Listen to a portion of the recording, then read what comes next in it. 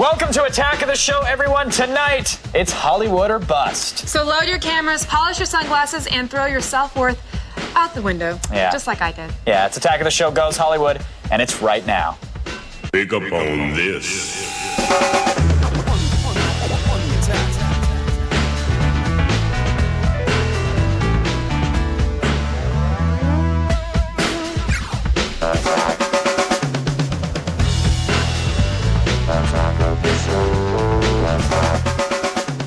What's going on, everyone? Welcome to Attack of the Show. I'm Kevin Pereira. And I'm Olivia Munn. Tonight we're bringing you an Attack of the Show special edition as we prepare for our week-long live coverage of E3, the world's biggest video game event. Yeah, that's right. We're just 6 days out from the year's biggest news on titles for the PlayStation 3, Nintendo Revolution, even the Xbox 360. Yes, our live marathon coverage begins May 9th at 6 p.m. Eastern. Yeah, but first, today's show is all about Tinseltown. We're going to kick off our Hollywood special edition with producer Joel Silver, who took us behind the scenes of his controversial movie, V for Vendetta. Joel Silver knows how to make an impact at the box office. The super producer behind Lethal Weapon, Die Hard, and a little something called The Matrix Trilogy. Yeah, he just recently blew our minds with V for Vendetta. The story is a volatile mix of political tyranny and violent revolution. And even though it was written as a graphic novel in 1982, it proved to be just as potent in 2006. People should not be afraid of their governments.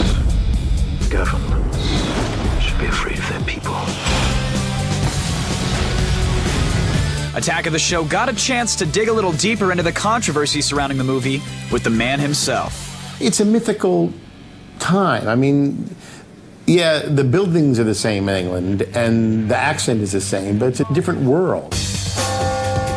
If our own government was responsible for the deaths of 100,000 people. It's a totalitarian regime that really has never existed in England, so the time is different. So it's not really a terrorist per se, he's a revolutionary. He's trying to bring down the government. Oh, not tonight. Those who are responsible will be held accountable. When V creator Alan Moore publicly demanded that his name be removed from the film, rumors circulated that the production might be in some trouble. We took his name off. It was a shame, but we did. I thought he would be supportive of this, but he wasn't. It's very close to the story. It begins the same way, it ends the same way, the middle is the same in many ways. He just has a feeling he does not want to be involved in any movies based on his material. The film's climax hinges on a subway train full of explosives, an element that forced the film to delay its release following the 2005 London subway bombings. It was a horrific act, the subway bombings, but it doesn't really affect the movie per se. When the subway bombings occurred, they were a terrorist act against civilians. It's a different situation. Yes, there is a subway and it has bombs on it, but it's designed a delivery system to destroy an empty building. You have one chance. You must tell us the whereabouts of codename V. In some ways, it feels better now than it did then. But changes did have to be made, most notably to the graphic novel's conclusion, in which the character of Evie, played by Natalie Portman in the film, dons V's mask and carries on his legacy. There was a lot more great stuff in the comic book that we had to lose. We focused on the Evie-V relationship. That's what the core of the comic book was anyway, but we made that the core of the story. We felt that the perfect ending was this ending, which is essentially V says to her, the new world tomorrow that will exist is a world that he can't be part of. In the story we could play that she does become V, but it seemed really effective to end it how we ended it. Kill him. I think it's a good time to try and make a movie like this. I think people are intrigued by it and people seem to be enjoying it. The subject matter is fresh and original, which I think is what we should be doing as filmmakers.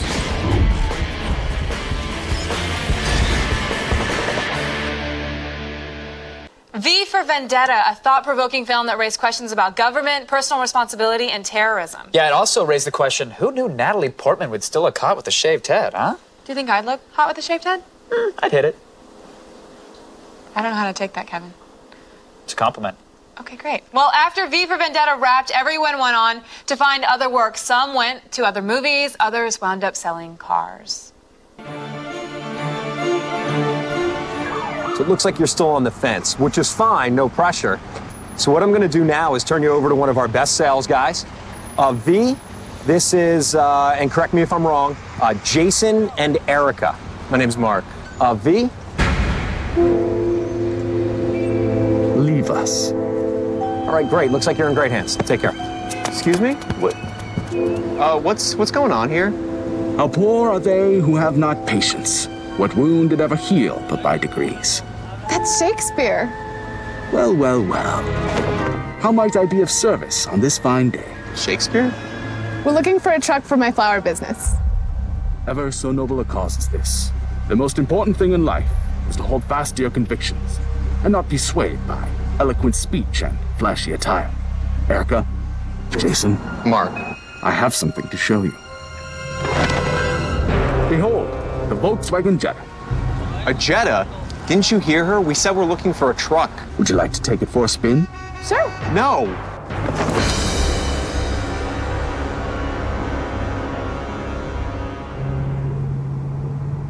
I like how it handles. More rim and less tire provide better cornering and more accurate turns. Do you like music, Erica? Are these CD controls on the steering wheel? Are you kidding me? Your hearts are strong, and your credit is excellent. This is very good news. Signed here, here, and here.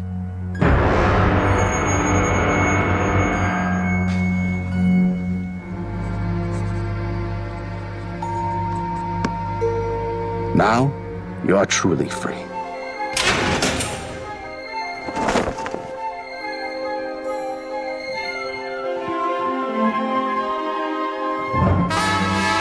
Go to the door.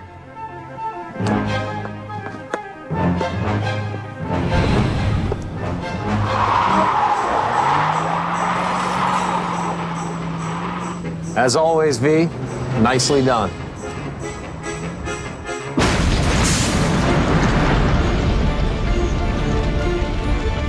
Holy crap! Why'd you do that? They did not hold to their convictions. So, Poker Thursday? You know, say what you will about used car salesmen, but at least V just didn't go on unemployment like everybody else in this town. Like you? In Couple about inches. right after we shoot the show. Ouch. Coming up after the break, a look at the biggest, drunkest Big Lebowski fan festival known to man. Plus, the most important Star Wars fan film ever made. Coming up next. Attack of the show, baby. Attack.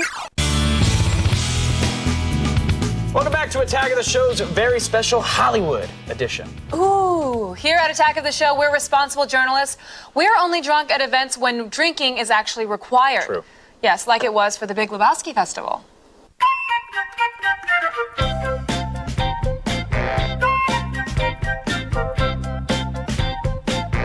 There's bowling, there's beverages, White Russians, oat sodas, trivia contest, costume contest. There's some really good costumes tonight.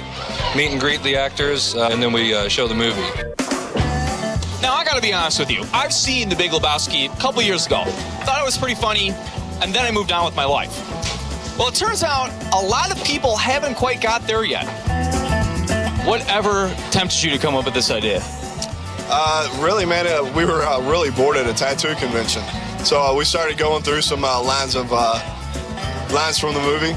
And we were like, man, if they can put on this lame-ass tattoo convention, we should be able to have a Lebowski convention. So how is business? Very, very good.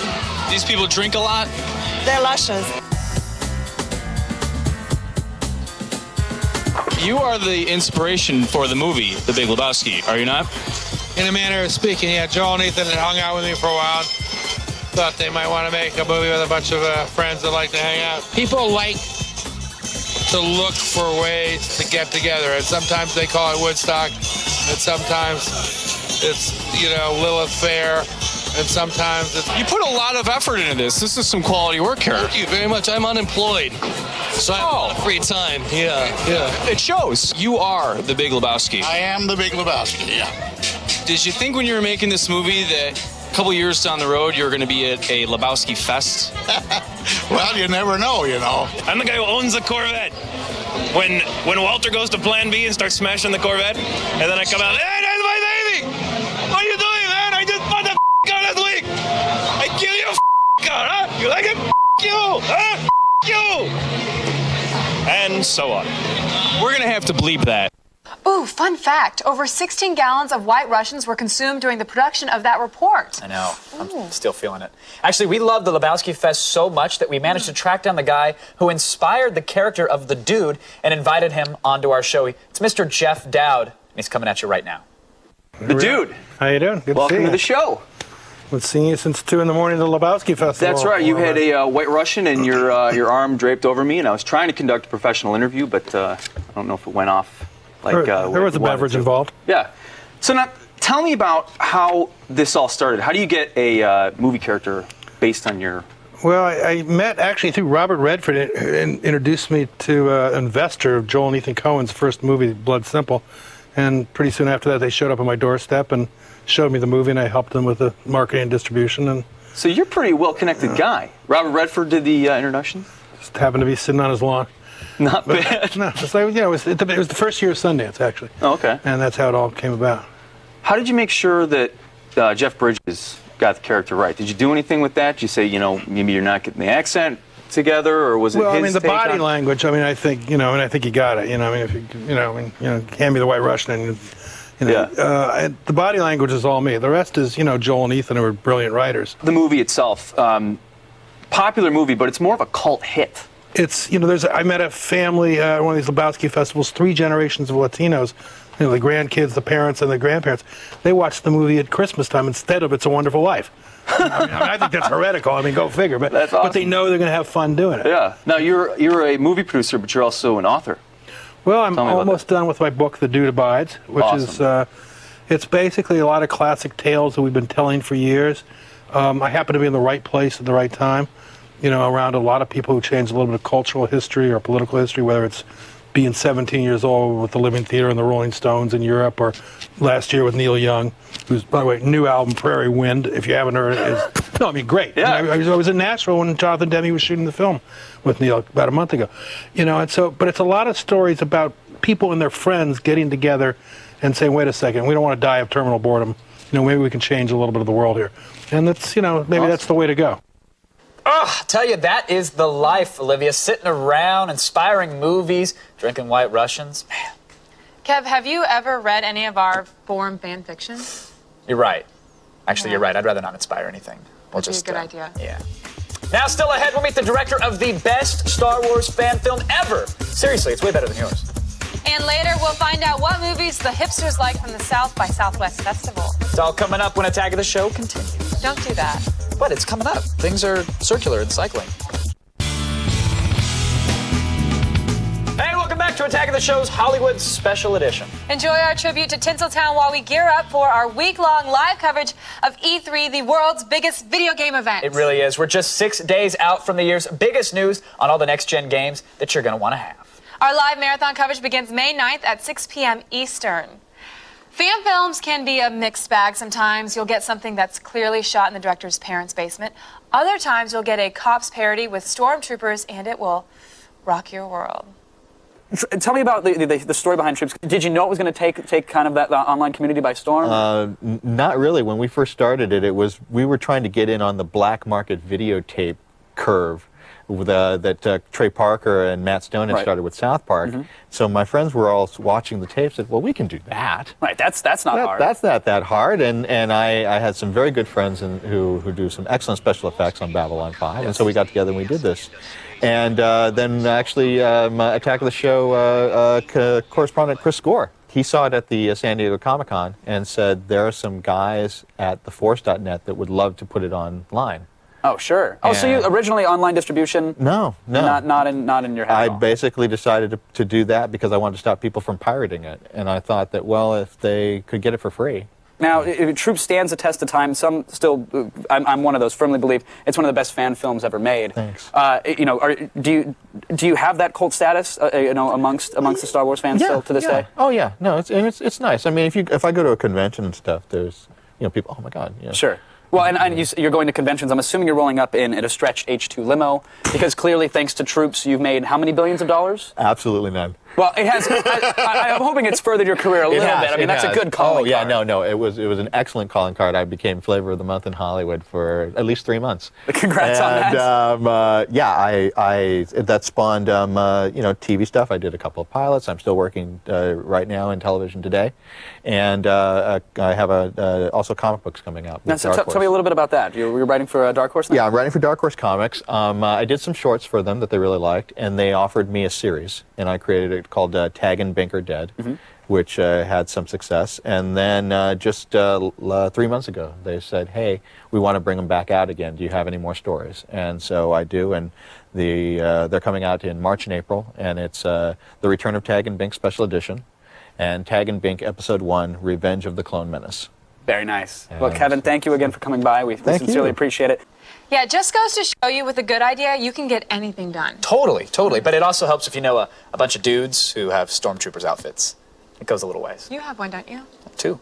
That's hot. We're kind of in a documentary mood right now, to be honest, but instead of firing up PBS and the National Geographic Channel, instead, we're going to bring back the director of the one and only documentary on Superman in a single bound. Director Ross Morasso is here to make sure we all know about In a Single Bound. Ross, welcome to the show. Thank you very much. You say up and down on your website that this is the only Superman documentary, the first and only. Is it really? Well, yeah, that's my big taunt, really, to the industry, saying first and only. You weren't expecting a hardball, by the way. I noticed that. Do a Google search and tell me what you find on Superman documentaries. You get absolutely 0. Now, I do say in the fine print in my on my webpage that, clearly 60 Minutes and other shows have done like extended segments on it. He had his 50th anniversary. They did like this piece on it. And then these things just kind of fade into obscurity. And there's really nothing available that you can get. And just as a fan, I thought, I can't believe that people would make this stuff and then just never do anything with it. So I'm hoping that, if enough people find out about this and everyone who has done stuff in the past will say, well, wait a minute. Here's mine. Here's mine. So as of today, I think I'm the only thing you can find on the internet, but you can maybe time that by your stopwatch, if enough people. I was watching the documentary, you started talking about the origin of Superman. I figured this must have been a creative think tank at a comic book company. Clearly they did their focus testing and their marketing to figure out what would appeal most to comic book readers. Not exactly the origin behind Superman, is it? Yeah, 2 guys from Cleveland, Ohio, although Siegel and Schuster were born in Canada. But they basically were, born and bred here. I mean, they were raised here. And they just thought it up when they were 17 years old. And they tried to sell it forever and ever, and nobody wanted it at all. And then they finally, got it out into the comic book world, and everyone just freaked out over it. Basically, they signed over the rights, on their on the back of their paychecks, and they never saw anything. SupermanDoc.com. I put up my own website. You can watch it online for just like $1.50. Literally $1.50. Yeah, it's like $1.50. No, it's $1.50, folks. Comic books are like $3. I thought, so let's have half of that, and you can also grab the DVD if you want. But I just really wanted a way now for it to be on the internet so fans can take a look at it before, as I'm hoping down the road, something additional happens with it. But I wanted it to be out there for fans to see it sort of the way I saw it as a fan. Ross, I hope all Superman fans check it out. Again, $1.50 or get the DVD. Either way, they can't go wrong. Thanks for coming by, Ross. We appreciate it. Look, Kev, okay, up in the sky, it's a bird. It's a plane? Olivia, that's studio lighting grid. Oh, I've just been here too long. Maybe you need to get out. Maybe you want to go see the Superman movie? Yeah. You excited for it? I'm so excited for it. Yeah? I'm okay about it. Oh, come on. It's going to be good. In fact, if you haven't been checking it out, Blue Tights, it's their little behind-the-scenes website. They've got all sort of like video blog type updates from behind-the-scenes stuff. Get a shot of Ralph in the old purple tights, blue tights. Yeah, I'm a little concerned about his performance in it. I don't know if it's going to be actually that good. Tell you the truth. All right, we'll see. I'm concerned. We'll see. We'll see. Now, what do you get when a bunch of grown men who dress up like medieval soldiers and march into battle for the glory of their fictional homelands? What do you do when you hang out with those guys? Well, you grab a camera and you film it. That's what you do. Darkon is it's a live-action role-playing game, right? Yeah, it's a live-action role-playing game based in the world of Lord of the Rings and in medieval fantasy. And what really makes Darkon unique in LARP games is the fact that they have, in addition to the hard-hitting, full-contact sport element of the game, they also have a very well-integrated map land system. So they're actually sometimes fighting over virtual land on a map. For those at home who have heard of live-action role-playing, they've probably seen the video of the guy throwing wadded pieces of binder paper. Right, yelling. which Darkonians really They really resent that because it's a... Now, do they resent that those guys are live-action role-playing in that way, or do they resent that comparison? I think they resent that comparison because it is a full contact sport. Right. At least Darkon, not all of them, but and yeah, magic is involved, but you get hit, man. If you get shield bashed, that's serious. It's like getting nailed by a linebacker. You can get hit by a 220-pound dude named Hagar, can just bowl you over, and it's like that's a real sport, and there's real skill involved. And you have to watch out for the soccer nets as well. Yeah, you have to watch out for the soccer nets. So now, why profile these guys? Like, did you expect that people who weren't into LARPing would enjoy seeing that, or were you making this film for people who do like LARPing? Both. I would hope that more people who don't LARP go out there and play Darkon, because frankly, it's just awesome. It's really fun, and I guess in terms of subject matter, how could you not be totally enamored with it? I mean, it's absolutely bizarre and cool. And when you get into it, it can, in fact, be really intense, Right. And in my opinion, it's kind of an evolution of an EverQuest game. I mean, you're out there interacting with flesh and blood. You're out there talking to someone, and if you hurt someone's feelings or if you go to war with someone, that's real. Andrew, thank you very much for coming on. We appreciate it. Great. Thanks a lot, man. All right. Make sure you look out for Darkon and check darkonthemovie.com for updates. It's easy to look and perhaps laugh at grown men in medieval suits hitting each other with foam swords, but I think there's something kind of cool about it. Yeah, you would. I know. Wouldn't you? You're right, I would. Someday there will probably be an Attack of the Show Nation, though. They're all going to fight along with the rest of the Darkon players. It'll be awesome. Or probably still sleeping while the rest of the guys are slaughtering each other, Kevin. You know our crowd. You know 'em. There's always two sides, just so you know. All right, stick around because of our Attack of the Show tour of Hollywood ain't over yet. After the break, we'll hit up the films that debuted at the South by Southwest Festival. And later we'll find out what the United States would be like if the Confederacy won the Civil War. That's thought-provoking programming you don't want to miss, so stay tuned. Attack of the Show, baby. Attack. Welcome back to Attack of the Show Goes Hollywood, an hour-long tour of the best film and television segments we've ever accidentally done. Yes, you look pretty, by the way. Thank you.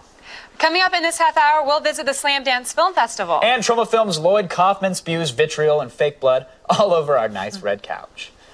Now, Austin's South by Southwest Festival is one of the biggest independent music festivals in the world, but they also debut some pretty amazing films there, too. We busted through all the band groupies and blog reviewers to get you the best movies of South by Southwest.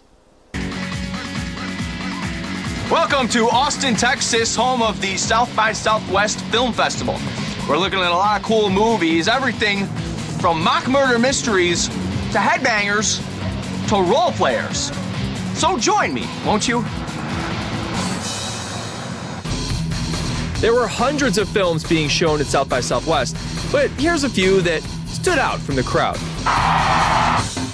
First on our list is Metal, a headbanger's journey. It's the scientific look at a metalhead and his experience in the crazy world of heavy metal. It's a documentary that follows me as a metal fan and an anthropologist on a road journey to basically understand why it is that metal tends to polarize people. It's a form of music that's important to so many people around the world, and we just want to be the first to kind of give it its props. We have a lot of musicians throughout metal's history who appear in the film, from Tony Iommi of Black Sabbath, Bruce Dickinson of Iron Maiden, and then even some of the newer bands. We have distribution in over 20 countries, so it's going to be released theatrically in most of those countries, and then it will go to DVD. It's a double DVD release. The next film we looked at is The Cassidy Kids, a dark mockumentary which chronicles the lives of young super sleuths. Rebecca's on TV! Oh my god! The film is about a group of kids in 1980 who solve a murder, and the TV show that's based on their exploits. And it's sort of based on, this traumatic experience that happened to these real kids. Well, 25 years later, the show is being released on DVD box set. One of the special features on the box set is a documentary about the real kids who solve the real mystery, what's their story. But what we find out through the interviews is that the mystery that they thought they solved begins to unravel, like maybe they didn't solve it right. Why are you being such a moody dude? We had a really great showing. We had an awesome screening at the Paramount Theater two days ago. I'm just going to try to get the movie into some other festivals and try to get a theatrical release for the film. You don't even care that I saved your life. And what film festival would be complete without a trip into the world of live-action role-playing with Darkon? Basically, in the simplest terms, it's Braveheart mixed with slice of life America. Well, it's a LARP, a live action role-playing game. People make up characters, and then there are adventures or battles that they fight out on the field with foam-padded weapons. Andrew Neil and Luke Myers made a movie about a game that I love, and chronicles our lives on and off the field. It is very human to create personas, and that's what we do. We present numerous personas even in a given day. We're role-playing all the time. People are just really psyched to see it. The whole point of making a movie is to communicate, so we really feel like we've done that, and that's just really gratifying. Lastly is the twisted take on horror filmmakers and how scary they really are with Sandman. Sandman is a sort of movie about voyeurism and underground horror. I started meeting these people because I had a horror movie that played Sundance a couple years back, and guys started contacting me, and they wanted to show me the movies that they were making. And it was usually, fairly ridiculous stuff of raspberry blood and tits for no reason. Every once in a while you'd see somebody who couldn't afford special effects, so they'd honestly hurt somebody. I've been having people come up and sort of blame me for a lack of sleep, which is about as best as I could hope for. South by Southwest, it's been awesome. I mean, the audiences here are fantastic. That's all we got from the South by Southwest Film Festival. Join me next year when we look at some other movies. South by Southwest, Kevin, is of course a reference to Alfred Hitchcock's film, The North by Northwest. Oh, yeah. I know. No, in it, Cary Grant plays an advertising executive mistaken for a government agent. No, I get it. I know. I've seen the movie. No. He gets mixed up with a gang of international spies and has to fight for his life on top of Mount Rushmore. Yeah, and it's got the great crop duster scene. We've seen the film, Olivia. Eva Marie Saint co-stars. It's true. I'm sorry. You should just go now. Just read. Okay. Sometimes when you're learning about a grisly band of serial killers, you just can't help but think to yourself, man, I wonder what this would look like in claymation. So here's the director of Live Freaky, a claymation movie about the Manson family.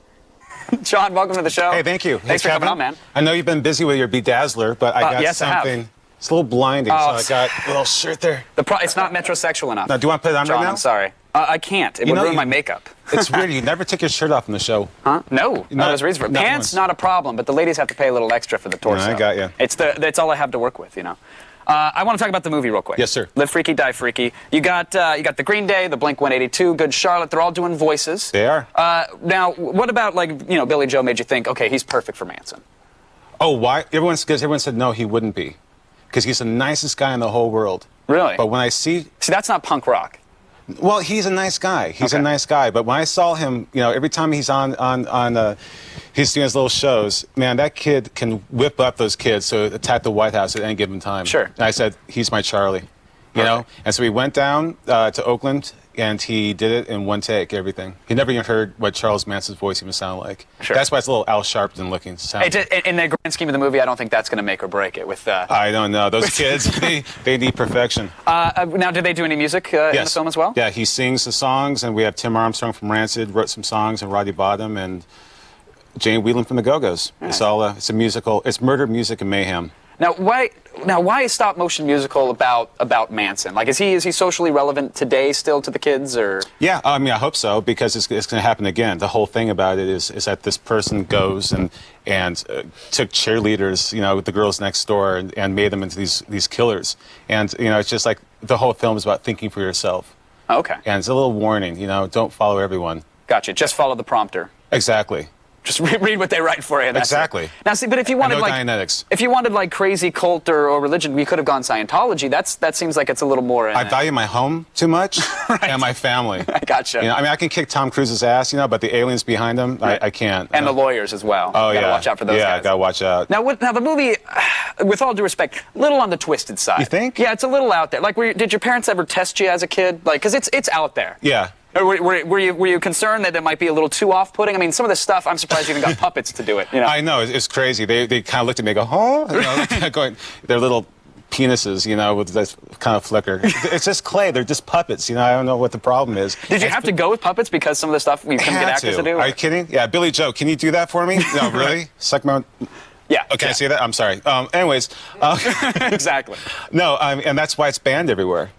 They can't find it. Because I thought when I was doing this movie, It turned into the 1950s when I got of the studio. It was all black and white and everything, and there was Beaver Cleaver and all that, and George Bush. Hey, cool. Yeah. What happened to our rights? See, I thought this was perfect for the Walmart blockbuster crowd. Passion of the Christ, am I right?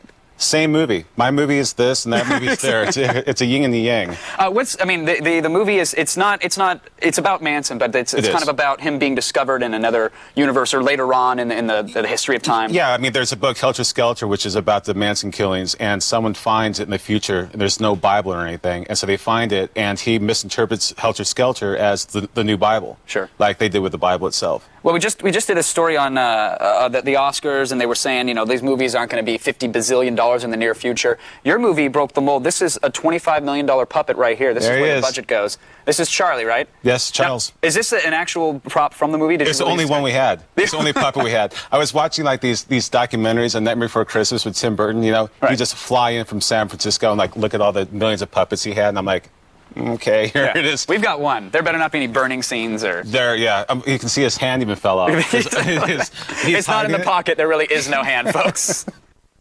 Next up on the horizon, a Zodiac Killer buddy film done with marionettes.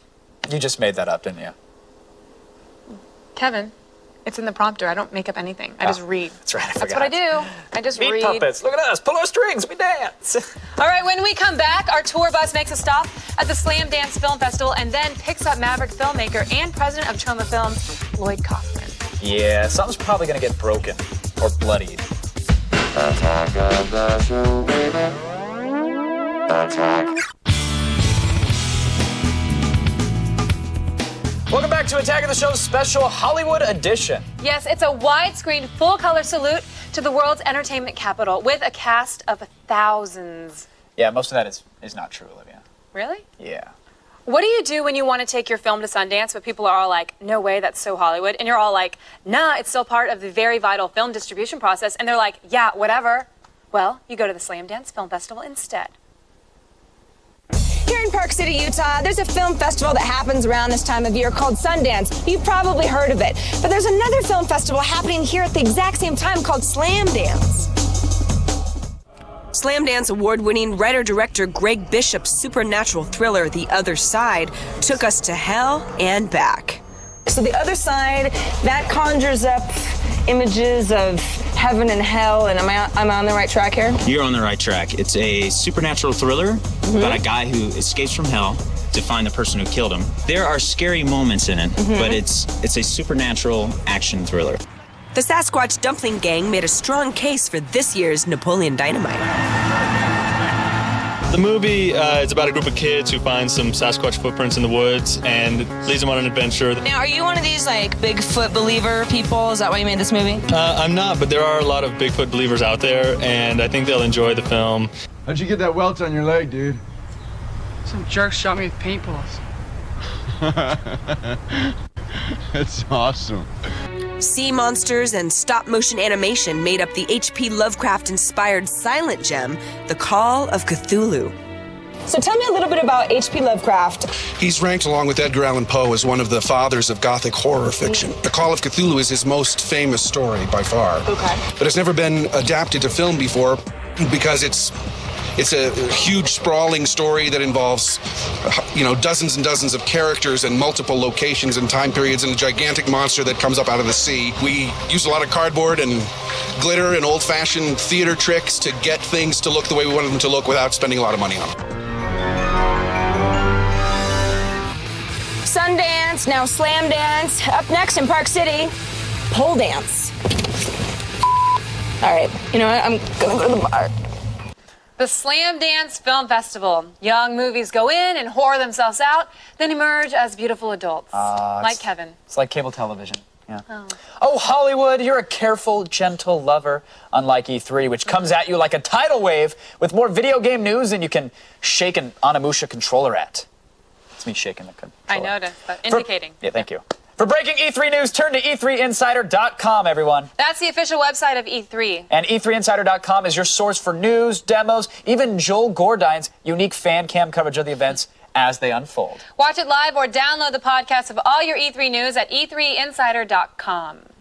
Now, if you ever wondered what the country would be like if the Confederate States actually won the Civil War, then put down your shotgun and Jim Beam and pay attention. We've got the director of a movie that's going to give you a glimpse. Kevin, welcome to the show, Hey, and thank you for making me more uncomfortable than I've ever been on the couch. I try my best. I love it. Even during the clip, you look at me like, that's just wrong. And I'm like, yes, it is just wrong. But it's weird. I mean, the movie itself is kind of like a Ken Burns style documentary. Right. Tell me a little bit about the message you were trying to send, but why in that form? Well, I wanted it to be real for the audience. You know, I think that's one of the problems we still have today with slavery a bit is, you know, we're so far removed from it. And so I wanted to use the Burns style to make people really, you know, embrace the whole reality of it and then come in and give them some history they probably don't know much about. Right, so it's like, it's understand this was the type of mentality that might have existed. I know it seems crazy, but hey, it was there. It's all true. Everything in the movie is true in one form or another. Even though it's a fake history, it's all based on reality. Now, some historians will say that, well, slavery was a broken system anyways. It was going the way of the dodo. But again, that's not the message you're trying to say. It's not, it could be around. It's like, listen to what it would be like if we had that same mentality. Right? Exactly. I mean, one of the things I try to do in the film is I try to make it as much as a what is as much as a what if. So the choices come from our real lives and our real history. So, you know, I always tell people, well, we couldn't get, we couldn't eat a hamburger at Woolworth's until 1963. Right. So you know, in South Africa, I didn't know they even served hamburgers at Woolworth's, by the way. This is fascinating. It was well, you know, a little more history for you, brother. but yeah, it's based on also things like, you know, the fact that South Africa went into the 1980s. So those are the realities that influence and inform our film. Now, the film is all about this alternate history, and in it you've got, like, Jefferson Davis is this hero, Lincoln's in exile. Now, is this based on fact, as you say, or is this just you saying, well, what would it be like? Let's have some fun.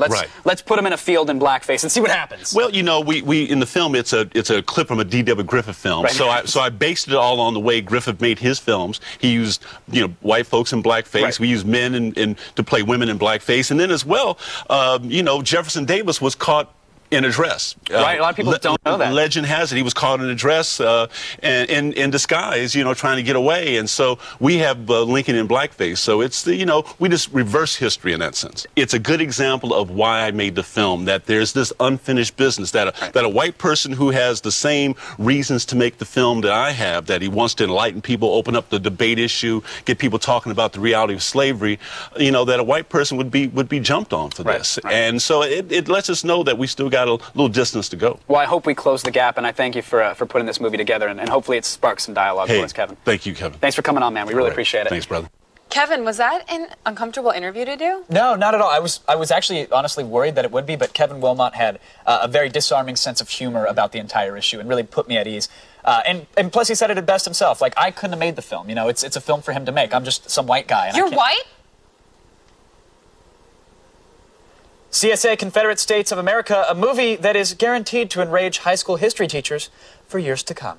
Still better than last year's War of 1812, Kick the Canucks. It's a fiasco. It was. I'm sorry. Up next, we'll chat with Troma Films president Lloyd Kaufman. We'll get the latest on his novelization of The Toxic Avenger when Attack of the Show continues. I know I'm on the outside, I'm white, so it's on the inside that counts.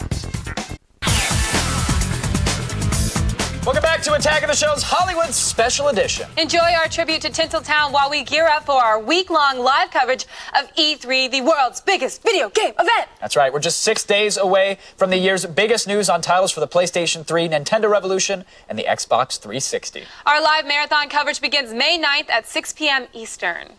Now, we love the president of Troma Films, Lloyd Kaufman. We never know what he's going to do or what he's going to say, but I think that's why we love him, and that's why we keep having him back, no matter how many times he throws us down the stairs.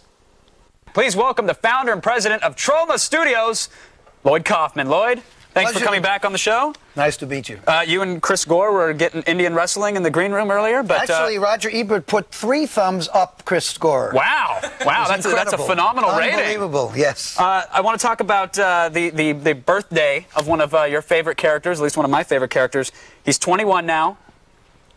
Adolf Hitler. Yeah. Oh no. The Toxic Avenger. Yeah, okay. The Toxic Avenger. Yeah. That's right. Next time I'll just say the name. It's fine. Toxic Avenger's 21. This is a big deal. He's getting another DVD coming out now. He's getting 2. Wow. Well, now what are the details? Well, it's the Tromorphic widescreen Toxic Avenger double disc DVD 21st anniversary, and Toxies features an interview with Michael Herz. Michael Herz, the founder of Troma Entertainment, the Eminence Grise. And he's typically a little camera shy, right? So this is a big deal for fans. He put the grease an eminent grise, if you know what I mean. I actually don't, but you don't need to follow that up with an explanation. But Does I appreciate NAMBLA it. mean anything to you? It does. It does. Bring back fond childhood memories. Toxic Avenger, ladies and gentlemen. Now, the second disc, this is all filled with fan creative stuff. Yes. Creative stuff. Now, does that mean it's horrible, or does that mean it's the good quality? No, it's great. Using the internet, our fans were asked to tell us about the first time you saw the Toxic Avenger. How did you feel? How old were you? Blah, blah, blah. And they filmed themselves and send it in. And what about the poultry guys? You talked a little bit about it last time you were here, but can you give us some more info this time? Well, the next film that I will personally be directing will be a sort of a satire on the fast food business. A casino owner's ancient graveyard will be desecrated by some chicken fast food restaurant being built there, and the the casino owner's spirits go into the chickens, hence the zombies and Poultrygeist. We may film in the what do you say, MAJ? Mojave Desert, Mojave.